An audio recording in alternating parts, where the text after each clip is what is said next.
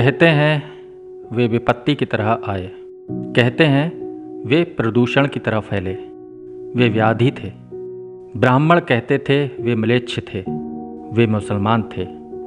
उन्होंने अपने घोड़े सिंधु में उतारे और पुकारते रहे, हिंदू हिंदू हिंदू। बड़ी जाति को उन्होंने बड़ा नाम दिया, नदी का नाम दिया। वे हर गहरी और अविरल नदी को पार करना चाहते थे।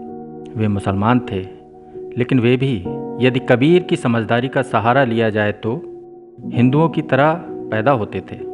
उनके पास बड़ी बड़ी कहानियाँ थीं, चलने की, ठहरने की, पिटने की और मृत्यु की।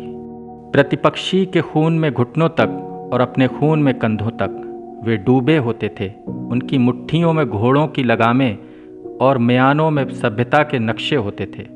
ना, मृत्यु के लिए नहीं, वे मृत्यु के लिए युद्ध नहीं लड़ते थे। वे मुसलमान थे। वे फारस से आए, तुरान से आए, समरकंद, फरगना, सीस्तान से आए, तुर्किस्तान से आए। वे बहुत दूर से आए, फिर भी वे पृथ्वी के ही कुछ हिस्सों से आए। वे आए क्योंकि वे आ सकते थे। वे मुसलमान थे।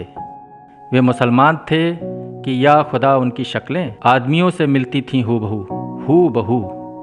वे महत्वपूर्ण अप्रवासी थे क्योंकि उनके पास दुख की स्मृतियां थीं। वे घोड़ों के साथ सोते थे और चट्टानों पर वीर बिखेर देते थे। निर्माण के लिए बेचैन थे। वे मुसलमान थे।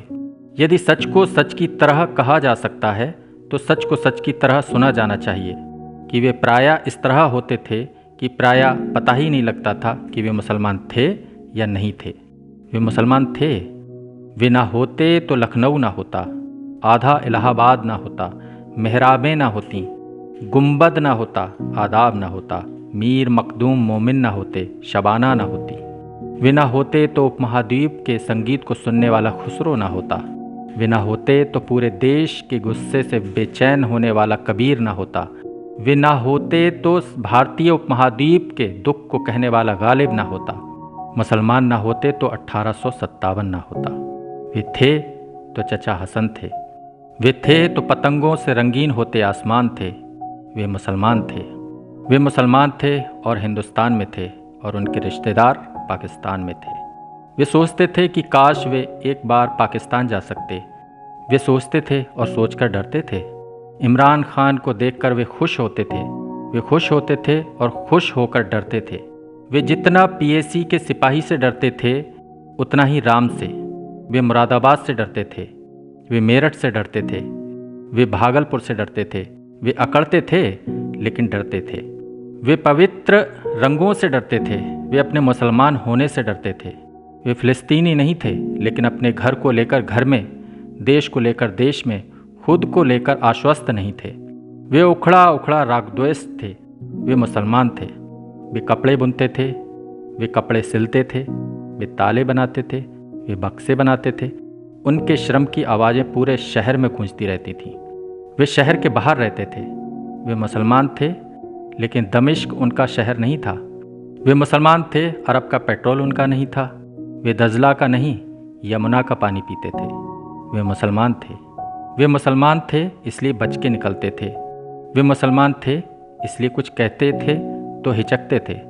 देश के ज़्यादातर अखबार ये कहते थे कि मुसलमान के कारण ही कर्फ्यू लगते हैं। कर्फ्यू लगते थे और एक के बाद दूसरे हादसे की खबरें आती थीं। उनकी औरतें बिना दहाड़ मारे पछाड़ें खाती थीं। बच्चे दीवारों से चिपके रहते थे। वे मुसलमान थे। वे मुसलमान थे इसलिए जंग लगे तालों की तरह वे खुलते नहीं थे। वे अगर 5 बार नमाज पढ़ते थे तो उससे कई गुना ज़्यादा बार सिर पटकते थे। वे मुसलमान थे। वे पूछना चाहते थे कि इस लाल किले का हम क्या करें। वे पूछना चाहते थे कि इस हुमायूं के मकबरे का हम क्या करें।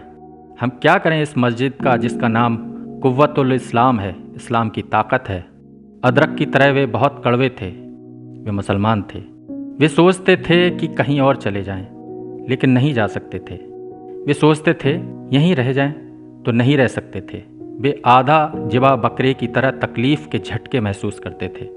वे मुसलमान थे इसलिए तूफ़ान में फंसे जहाज़ के मुसाफिरों की तरह एक दूसरे को भींचे रहते थे।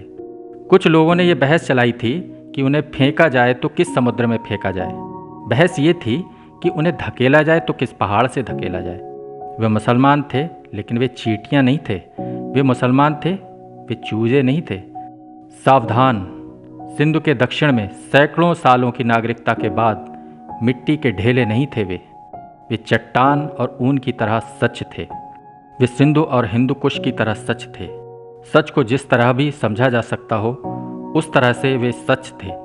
वे सभ्यता का अनिवार्य नियम थे। वे मुसलमान थे, अफवाह नहीं थे। वे मुसलमान थे, वे मुसलमान थे, वे मुसलमान थे।